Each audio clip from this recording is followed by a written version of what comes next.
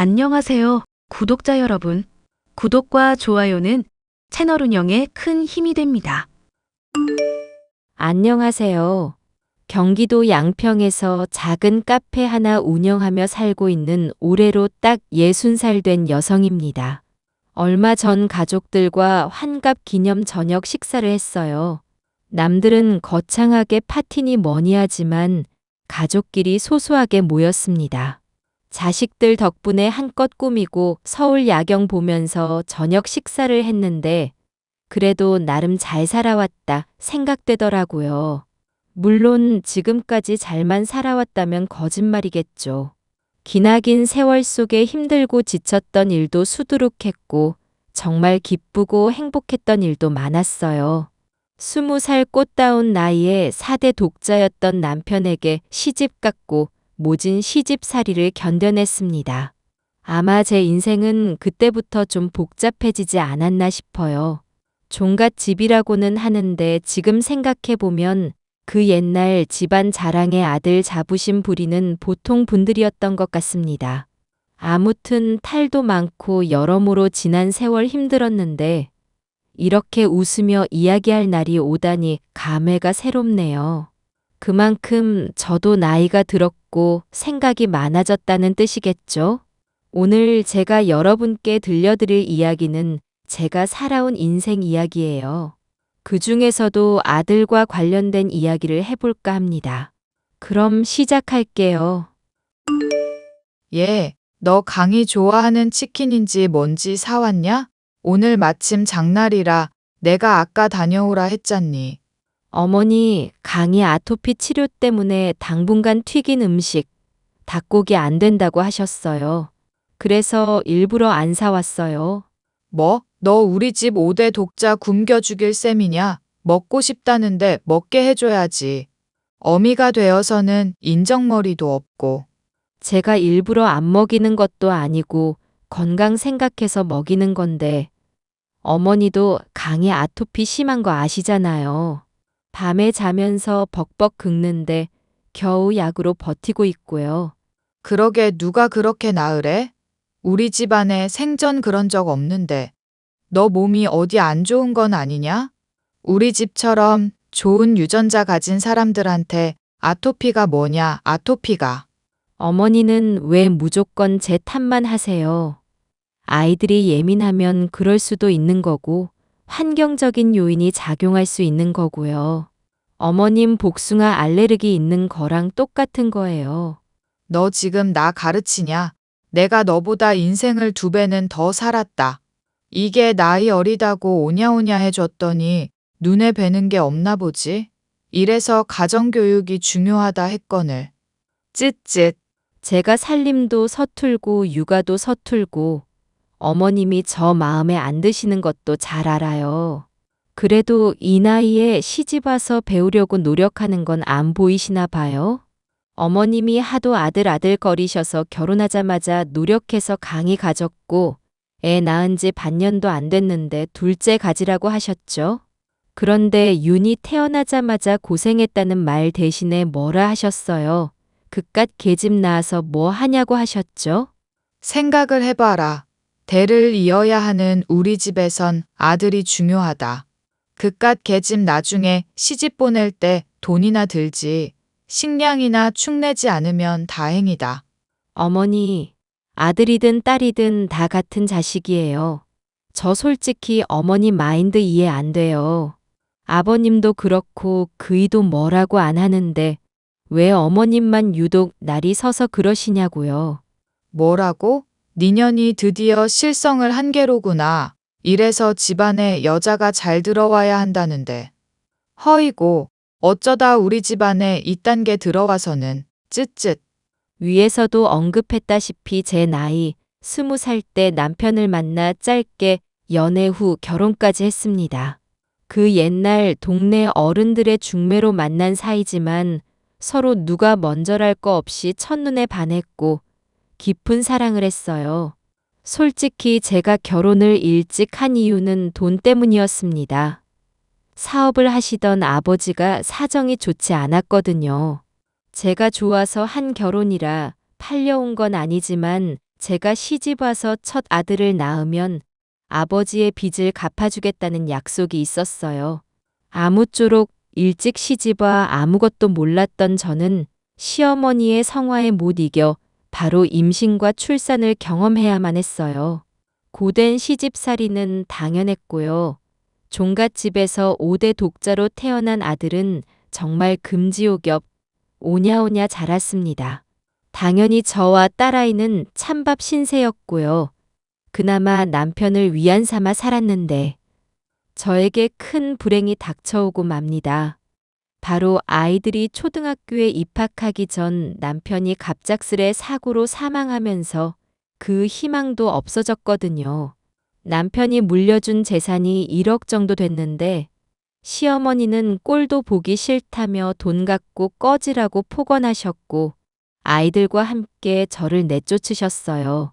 따뜻하게 몸을 늘 집은 있어야 해서 방 2칸짜리 반 지하집을 전세로 얻고 조그마한 가게를 운영하며 살았죠. 웃긴 건 시댁에서는 죽은 남편이 생각난다며 아들을 명절이나 생일 땐 꼭 불렀습니다.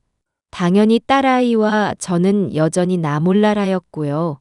그렇게 오냐오냐 키워진 아들은 매번 사고 치고 다니기 일쑤였고 항상 뒷수습은 제가 아니면 시댁에서 해결해야 했어요. 강희야, 너 언제 정신 차릴래? 이제 대학도 졸업했으니 취업해야지. 언제까지 집에서 백수로 놀 거야? 엄마, 대학 나왔으면 됐잖아. 그럼 나도 이제 좀 쉬어도 되는 거 아니야?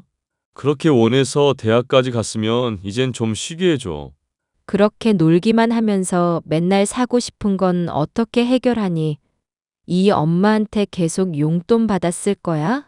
엄마도 윤희 뒷바라지도 해야 하고 너희들 나중에 결혼 자금도 만들어야 하고. 아, 그놈의 돈. 내가 필요하면 알아서 벌어서 쓰면 되잖아. 거참, 말 되게 많네. 오빠, 엄마한테 말이 너무 심한 거 아니야? 야, 너는 아무것도 모르면 가만히 좀 있어.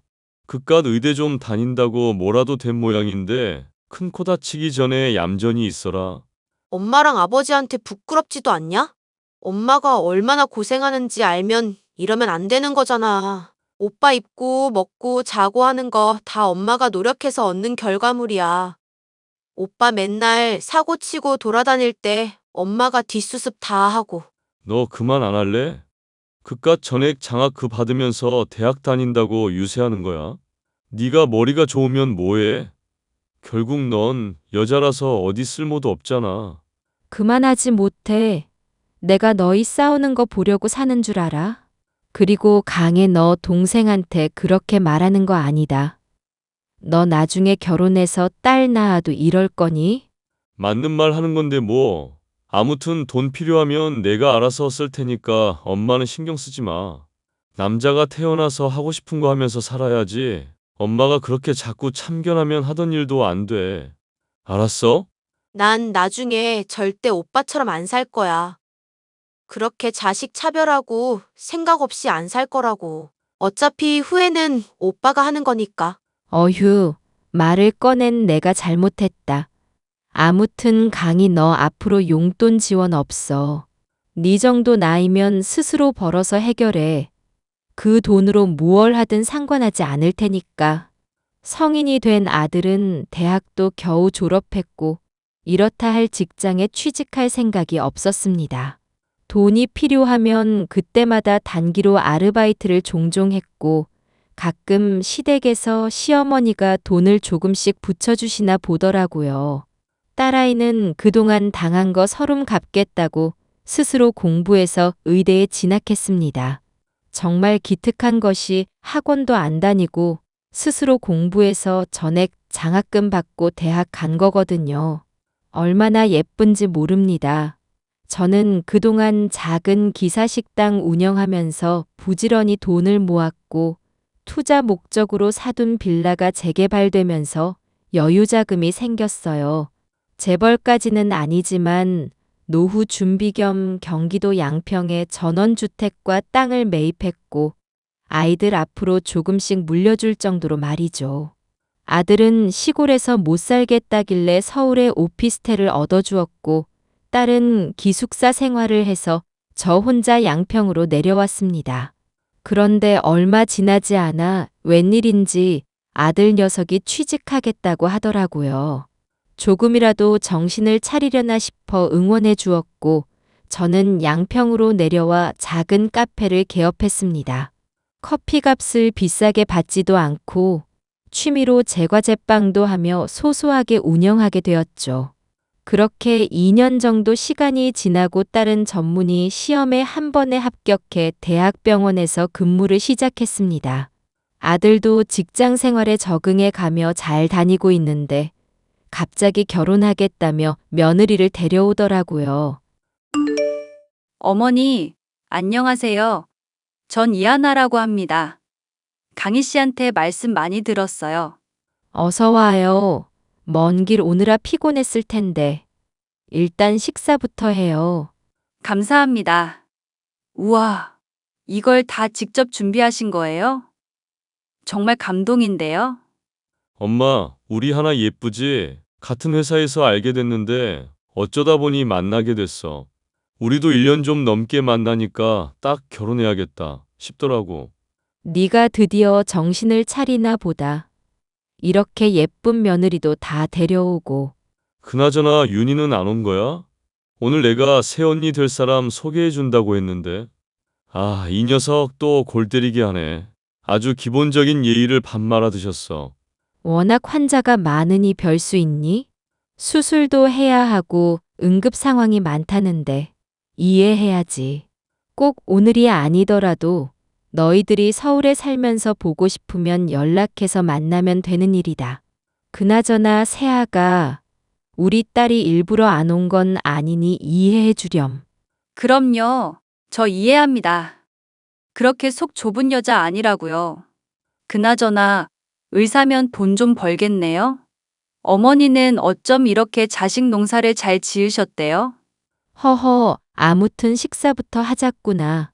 나는 너희가 좋다고 하니 반대할 생각은 없다.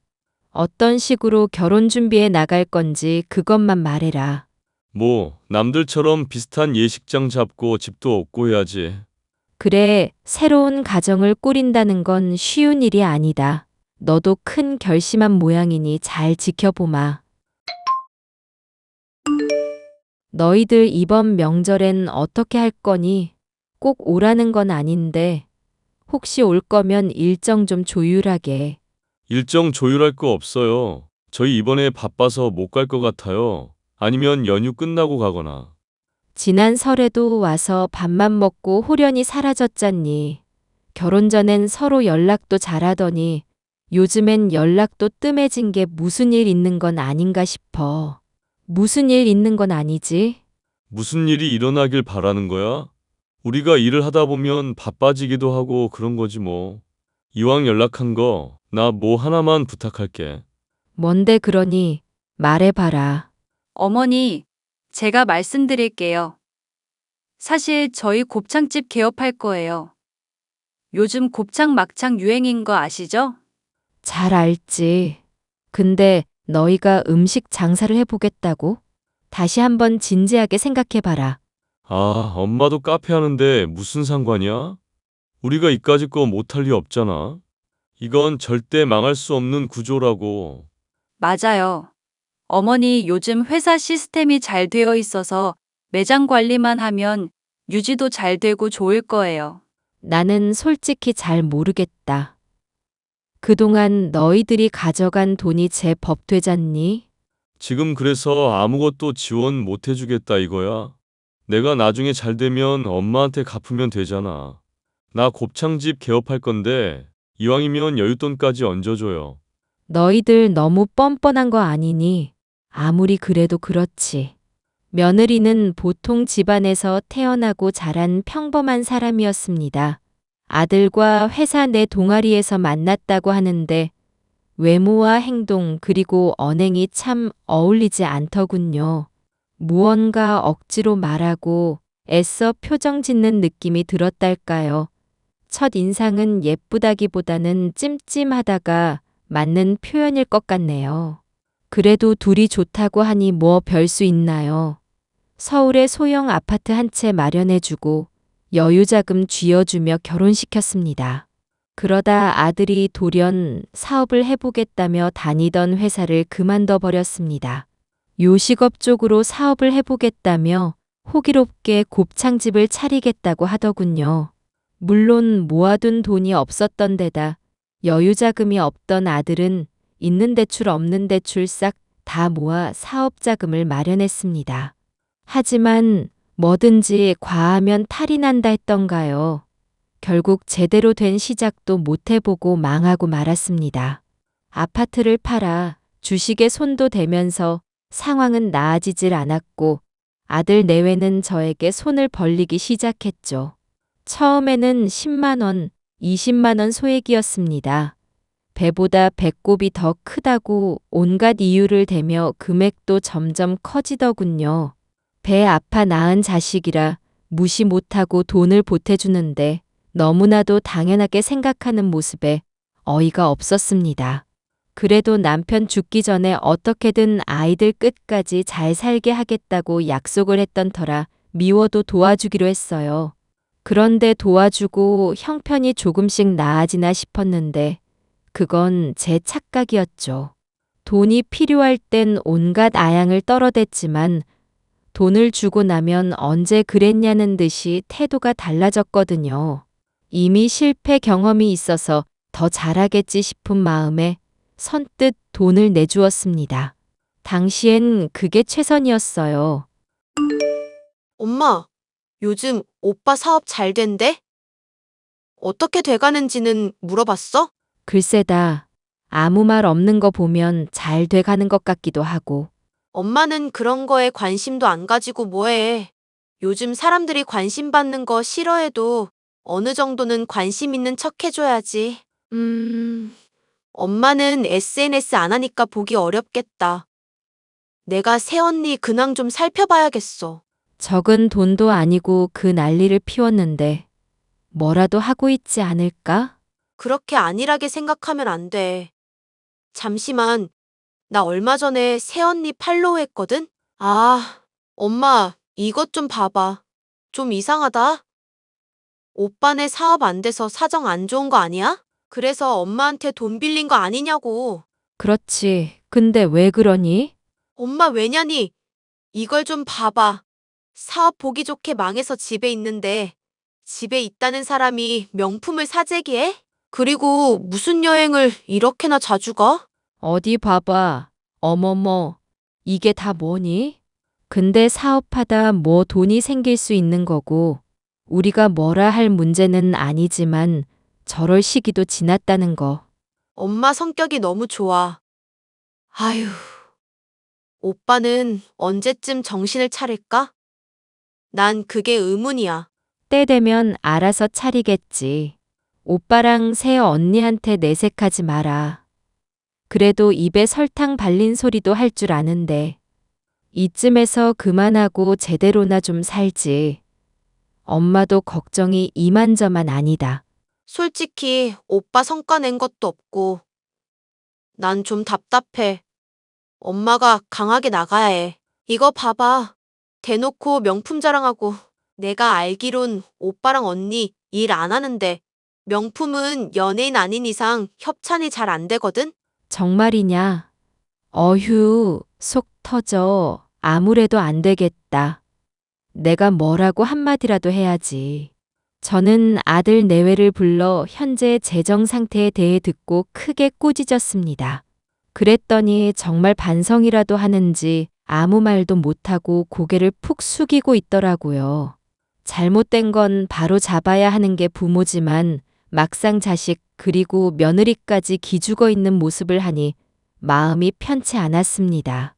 한두 살 먹은 어린애도 아니고 다 큰 성인들이니 자기들이 알아서 하겠지 싶어 그러려니 했어요.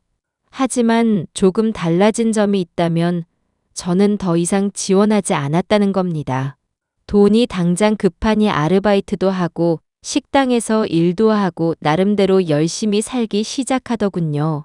하지만 얼마 가지 않아 그 행동들은 진심이 담긴 행동이 아니었단 걸 알게 되었습니다. 오랜만에 가족들이 모두 모여 식사하기로 하고 서울로 올라가는데 제가 그만 교통사고를 당한 겁니다. 빗길 속에서 일어난 사고라 제법 상태가 심각했고 저는 다리에 철심을 받는 수술도 했어서 몇 개월 동안 요양을 해야 했어요. 몸도 힘들고 정신적 충격이 컸는데 웬일인지 아들 부부가 간호하겠다고 나서는 겁니다. 딸도 워낙 바쁘고 딸아이가 있는 병원에 입원할까도 생각했지만 부담 주는 것 같아 그만두기로 했고요.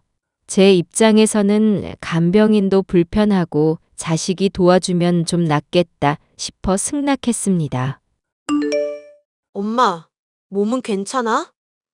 내가 좀 살펴드려야 하는데. 나도 일이 바빠서 엄마만 돌볼 수 있는 상황이 아니야. 이해해. 그래서 나도 그냥 집으로 온 거잖니. 간병인을 부를지 했는데 오빠가 당분간 와 있기로 했다. 뭐? 오빠가? 엄마 간호를 해준댔다고? 그래, 그 녀석도 힘든 거 알아서 철 좀 들었나 보지. 아, 난 좀 찝찝한데? 엄마, 그냥 병원으로 올라오지 그래? 어떻게 그러냐. 당장 내일 내려온다는데. 그래도 엄마는 안 불안해? 그것들이 지금까지 해온 행실 보면 미덥지 않아서 말이야. 아무리 그래도 네 오빠다. 설마 나한테 무슨 짓이야 하겠니? 엄마, 오빠라서가 아니라 요즘 세상이 워낙 흉흉해서 아무나 믿지 말라잖아. 심지어 가장 가까운 사람도 믿으면 안 된다는데 하물며 지금 상황 봐봐. 누가 봐도 뭔가 바라고 들어가는 거잖아. 안 그래? 그런가. 그럼 어떻게 해야 하니? 당장 말을 바꿀 수도 없고, 간병인을 새로 고용하자면 또 이리저리 알아봐야 하고, 엄마, 그럼 내가 홈캠 달아줄게. 엄마랑 나 말고는 아무도 몰라야 해. CCTV 같은 거라 생각하면 돼. 내가 실시간으로 볼 수 있게 해둘 테니까 웬만하면 오빠네랑 같이 있을 땐 카메라 잘 보이는 데 있어. 알겠지? 나중에 알면 오빠가 기분 나빠하지 않을까? 지금 그런 거 걱정할 상황이 아니야. 내가 느낌이 안 좋아서 그래. 내가 매일 들여다보면 마음이 놓이겠는데. 정 아니다 싶으면 내가 모실 테니까 일단 그렇게 하기로 한 거 좀 지켜봐요. 알겠다. 무슨 일 있으면 바로 연락할게. 딸아이는 저와 다른 마음이었는지 불안하다며 집에 홈캠이라는 것을 설치해 주더군요. 물론 아들 부부 모르게요. 근데 사실 저도 좀 찝찝했습니다. 집에서 음식을 해준다며 한참을 주방에 있는데 냄새도 이상하고 청소도 그렇고 모든 집안일이 하나도 마음에 안 들었고 간호를 받는다는 느낌보다는 제가 걷어주는 느낌이었죠. 정말 딸아이 말대로 모든 행동이 미심쩍기 시작했어요. 그러던 어느 날 제가 일찍 잠에 들고 목이 말라 밤에 깼는데 거실에 나가려다 멈칫할 수밖에 없었습니다. 아들 내외가 하는 이야기를 듣고 충격을 받았거든요. 모든 대화를 녹음하고 숨죽여 있었습니다. 아, 간만에 마시는 맥주네. 엄마가 일찍 자서 다행이야. 그나저나 자기야. 어머니는 상태가 많이 심각한 건가? 팔다리에 철심 받고 재활도 하셔야 한대. 목숨이 위협당할 정도는 아니지. 사고 땐 좀 달랐겠지만 솔직히 우리 엄마라 이런 말 하기 뭐한데. 나 엄마한테 실망도 많이 하고 스트레스도 많이 받아. 우리 할머니 돌아가시면서 집안 다 거덜나고 나 엄마한테 미운 털 박히면 안 되는데 솔직히 재산도 탐나고. 어머니 재산이 그렇게 많으셔? 우리가 알던 거랑 좀 차이가 있나 보지? 내가 지난번에 무슨 문서를 봤는데 글쎄 강남에 5층짜리 건물도 있더라. 대충 주소 보니까 사거리에 카페랑 생활용품점 있는 자리 알지? 그 부근이더라고. 크크. 이야, 어머니 부자네. 지금 살고 계신 집도 십몇억 할 텐데. 땅까지 하면 더 어마어마할 거고. 그러니까 내 말이 그거 다 팔아서 현금으로 만들면 돈다발이 몇 개야? 안 그래도 내가 사망보험 들어놨어. 어머님 돌아가시면 보험금 7억이야. 지금 나 새벽 알바하는 것도 보험료 때문이잖아. 그거 돈 내느라 짜증나 죽겠어. 고사라도 지내야지 안 되겠네. 나 티 안 내느라 정말 힘들다. 나도 솔직히 우리 엄마 빨리 죽었으면 해. 나이 든 노인네 더 이상 우리 고생 안 시켰으면 한다. 저는 그 둘의 대화를 듣는 내내 충격을 받았습니다. 너무나 기가 막혀 눈물도 안 나오더라고요. 그렇게 며칠 동안 아무렇지 않게 행동했고 어떻게 풀어나가야 할지 심각한 고민에 빠지게 되었습니다. 그런데 말이죠. 혼자 전전긍긍하는데 아들 내외가 잠잠하다 싶더니 대형 사고를 치고 말았어요. 바로 음주운전을 했고 상대방이 심하게 다친 건 아니지만 시비가 붙어 경찰서에 잡혀갔고 수사 중이라는 겁니다. 보험사나 경찰의 말을 들어도 아들이 100% 잘못한 거라 빼도 박도 못한다고 하더라고요. 저는 분노를 사기며 3천만 원이라는 합의금을 건네주며 상황을 마무리 지었습니다. 술에 취해 감정 조절도 못하고 한참을 소리치던 아들은 늦은 오후가 되어서야 정신을 차렸습니다. 하지만 아직 술이 덜 깼는지 저를 보더니 해서는 안 될 말을 짓거리더라고요. 저도 인내심의 한계를 느꼈고 폭발하고 말았습니다. 엄마, 어제 경찰서에서 나 데리고 온 게 엄마야? 그래, 새아가는 몸이 쑤신다며 병원에 입원했고 택시 기사 도움받아서 너 겨우 옮긴 거야. 너는 도대체 무슨 술을 그렇게 마신 거야? 이거 합의금, 벌금 안 냈으면 너 감옥 가는 거였어. 가정도 있는 애가 도대체 무슨 생각으로 그래? 아, 잔소리 좀 그만해. 사람이 살다 보면 실수할 수 있는 거지. 가뜩이나 면허 취소 당해서 짜증나는데 엄마까지 나한테 이럴래? 엄마니까 너한테 이런 잔소리를 하는 거야. 내가 아니면 누가 너한테 이런 말을 해주니? 어려서 사고치고 나이 들어서도 사고치면 평생 그런 거 뒷감당 어떻게 하려고 그래? 엄마가 해주면 되잖아. 엄마 돈 많으니까 대충 입마가 주고 그러면 되지. 돈도 많은 양반이 뭐가 문제야. 그리고 엄마, 이제 돌아가실 때 안 됐어? 노인네가 얼마나 길게 살려고 그래? 너 아직 술 덜 깼니? 아무리 그래도 그렇지 엄마한테 그게 할 소리냐? 너 정말 정신 안 차릴래? 하늘에 있는 네 아버지가 보면 경을 치실 거다. 우리 엄마 또 하늘 타령하시네? 그놈의 똥꼬집은. 하여간 우리 엄마 똥꼬집 못 말린다니깐. 이왕 이렇게 된 거 단도직입적으로 말할게요. 엄마 재산 그만 축내고 얼른 죽어요, 그냥. 그래야 남은 자식들이 잘 먹고 잘 살지. 크크크. 뭐, 너 지금 말 다 했어? 정말이지. 내가 너 때문에 살 수가 없어. 그러니까 빨리 죽으라고요. 자식들한테 뭐 줄지 많이 재지 말고 똥꼬집 좀 피우지 말란 말이야. 미친놈 똥고집이 뭔지 제대로 보여줄게. 네? 갑자기 왜 그래? 그러면 내가 겁이라도 먹을 줄 알고? 너 이 차용증 기억하니? 그럼 다 기억하지. 내가 사업한다고 엄마한테 돈 빌려달라고 했잖아. 근데 그거 안 쓰면 안 빌려준다며. 그래서 그냥 예의상 써드린 거지. 이 무지한 놈아, 넌 문서를 제대로 읽어보지도 않고 사인을 해? 사업을 하겠다는 놈이 기본적인 마인드가 안 잡혀 있어. 다시 차근차근 읽어봐. 변호사 선임해서 공증까지 받은 거니까 법적 효력이 있다. 법적 효력이라니? 이깟 종이 쪼가리가 뭐? 내가 어젯밤 합의금으로 날린 돈까지 정확히 3억 3천만 원. 그동안 내가 먼저 건넨 것도 있으니까 양심적으로 깔 건 같다. 너 이 돈 좀 갚아야겠다. 내 노후 자금이 좀 부족해서 말이지. 엄마, 그게 갑자기 무슨 소리야? 돈을 갚으라니. 그거 그냥 형식적으로 쓴 거 아니었어? 너는 형식적으로 쓴 문서를 공증받니? 지금 당장 짐 싸서 너희들 살던 곳으로 가. 그리고 정신 차리기 전까진 찾아오지도 말고 더 이상 너희 부부 봐주기 싫다. 내가 내 손으로 자식 망쳐놨으니 고치기도 해야겠지. 뭐해 지금 당장 짐 싸지 않고 대리 불러줄 테니까 당장 서울로 꺼져. 엄마, 정말 이럴 거야? 이럴 거야.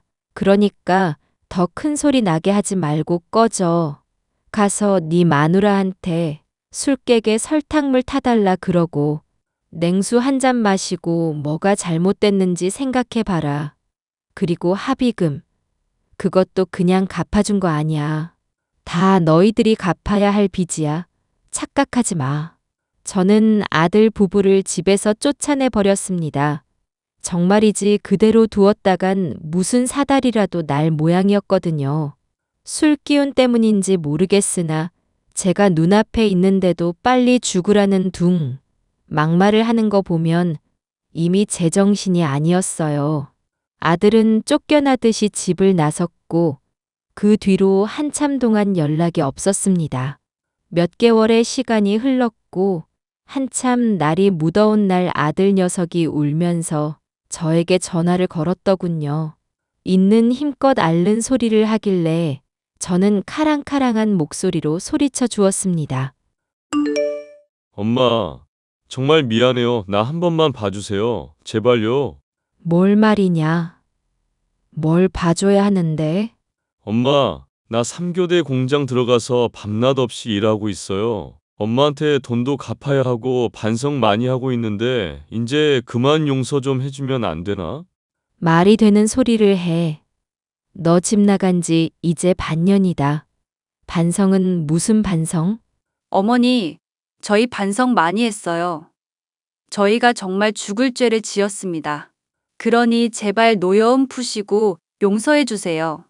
쓸데없는 말할 거면 그만해라. 난 너희들 봐줄 생각이 추호도 없어. 엄마, 정말 너무한 거 아니야. 내가 사업만 잘 됐어도 이러지는 않았어. 막말로 내가 돈 많았어도 엄마가 이럴까? 뭐가 문제니? 개고생해서 벌면 뭐해? 아무리 벌어도 돈이 안 벌리는데 엄마 그 돈 어떻게 다 갚냐고. 맞아요. 어머니 너무 힘들어요. 이제 그만 용서해 주세요. 법원에 정식적으로 소송 걸어서 매달 얼마씩 갚아나가게끔 조치할까? 지금 다달이 10만 원, 100만 원, 다 다르던데. 너희들 정신 차리려면 아직 멀었다. 내가 내일 법원에 가야겠구나. 아, 아니야 엄마. 죄송해요. 돈 벌기 쉬운 줄 알았니?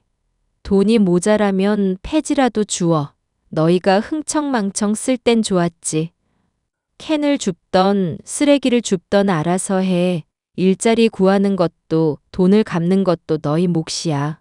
그동안 내가 너무 오냐오냐 다 봐줬어. 이젠 너희들이 직접 피부로 느껴봐. 흑흑.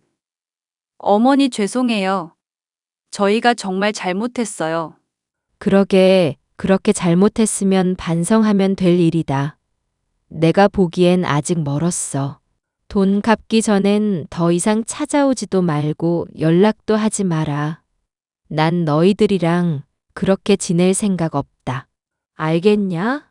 그렇게 10년 가까이 세월이 지났고 아들은 아직도 저에게 돈을 갚아나가고 있습니다. 저에게 너무 독하게 구는 것 아니냐 하시는 분들이 종종 있는데 3살 버릇 80까지 간다고 하잖아요. 버릇 없는 거, 생각 없는 거 완전히 개조시키진 못하겠지만 이렇게 시간 보내다 보면 언젠간 스스로 깨달을 겁니다. 아들 부부는 그 와중에 아이도 낳았어요. 솔직히 손주 녀석 보고 마음이 조금 흔들리긴 했지만 애써 참고 있습니다. 중간에 둘 사이에서 이혼 위기도 있었지만 며느리는 아이 때문에 다시 돌아온 거로 알고요. 저 역시 별다른 도움을 주지 않고 있답니다. 딸아이는 뉴스에도 나오고 방송도 몇 번 타더니 유명한 의사가 되었어요. 벌써 30 중반이 넘었는데 빨리 시집 갔으면 합니다. 아무튼 제 사연은 여기까지입니다. 저는 카페도 운영하고 소소하게 농사를 짓느라 정신없는 노후를 보내고 있어요. 아들 부부와 1년에 한 번 정도 생사 여부 확인하느라 식사 한 번 정도는 하고 살아요. 아들이 정신을 언제 차릴는지는 가늠 못하겠지만 언젠간 깨달으리라 믿고 제 사연 마칩니다. 처음부터 강하게 나갔으면 했던 걸 너무 오냐오냐 키웠던 제 탓도 있었지만 말이죠. 저도 반성하고 지난 날을 되돌아보며 생각 좀 해봐야겠습니다. 제 사연 들어주셔서 감사해요.